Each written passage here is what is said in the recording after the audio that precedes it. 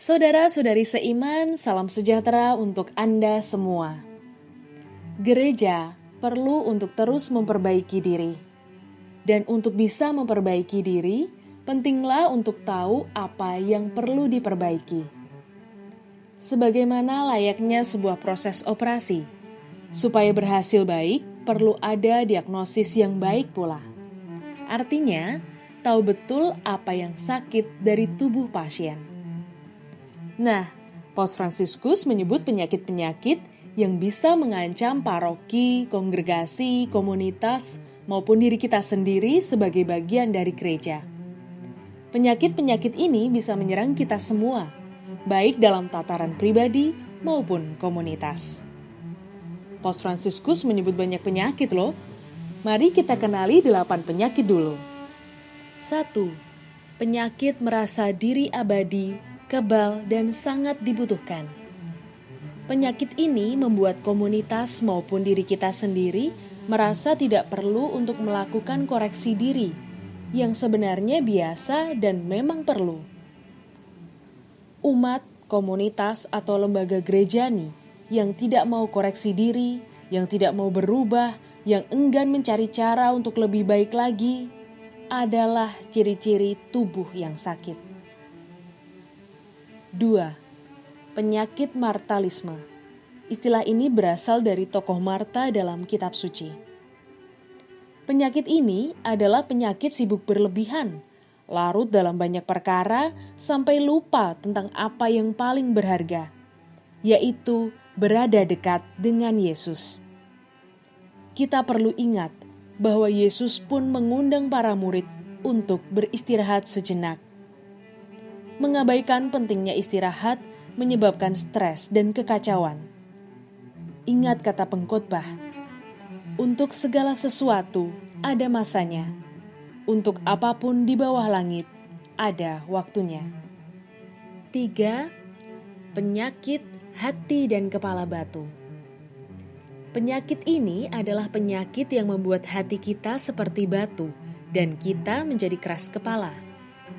Penyakit ini berbahaya karena orang kehilangan sensibilitas manusiawi untuk menangis bersama mereka yang menangis dan bergembira dengan mereka yang bergembira. Dengan berjalannya waktu, hati menjadi kehilangan kemampuan untuk mengasihi Allah dan sesama. Menjadi orang Kristiani artinya memiliki perasaan yang sama seperti yang dimiliki Yesus sendiri. 4. Penyakit programasi dan fungsionalisme berlebihan. Penyakit ini menaruh kepercayaan berlebihan pada program. Seolah-olah dengan membuat program perencanaan yang sempurna, maka segalanya akan berjalan efektif. Perencanaan yang baik memang penting, tetapi jangan jatuh pada godaan untuk mengurung dan menyetir kemerdekaan Roh Kudus yang lebih besar, lebih murah hati dari setiap rencana manusia. 5. Penyakit sulit bekerja sama.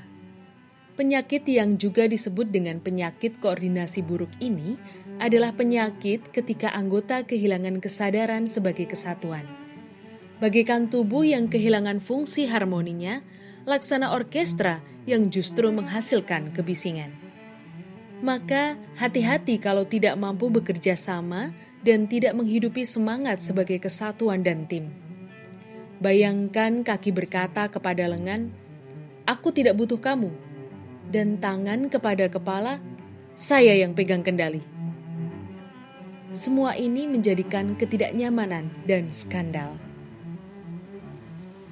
6. Penyakit Alzheimer rohani. Penyakit Alzheimer rohani adalah penyakit kehilangan ingatan akan sejarah keselamatan pribadi, akan sejarah relasi personal kita dengan Tuhan, kehilangan ingatan akan sejarah cinta pertama. Coba perhatikan saja orang yang kehilangan relasi personal dengan Tuhan, dan bagaimana mereka hidup bersama dalam gereja. 7. Penyakit persaingan dan kefanaan.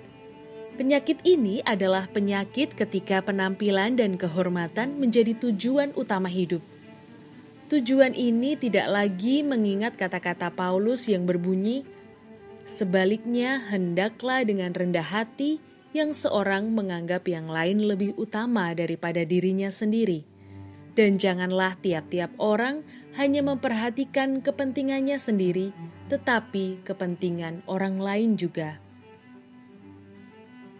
8. Penyakit skizofrenia eksistensial. Penyakit ini adalah penyakit orang yang memiliki kehidupan ganda, buah kemunafikan khas orang mediocre dan kemajuan rohani kosong.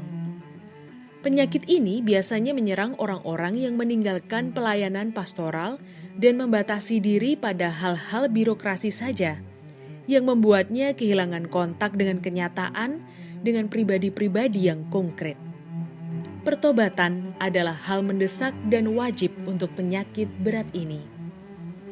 Nah, ternyata banyak juga kan penyakit-penyakit dalam gereja. Kita tadi baru mengenal 8 penyakit. Masih banyak penyakit lainnya yang perlu kita waspadai. Jadi, tunggu video tentang penyakit-penyakit dalam gereja selanjutnya. Tetap mawas diri, dan salam Ecclesia Semper Reformanda.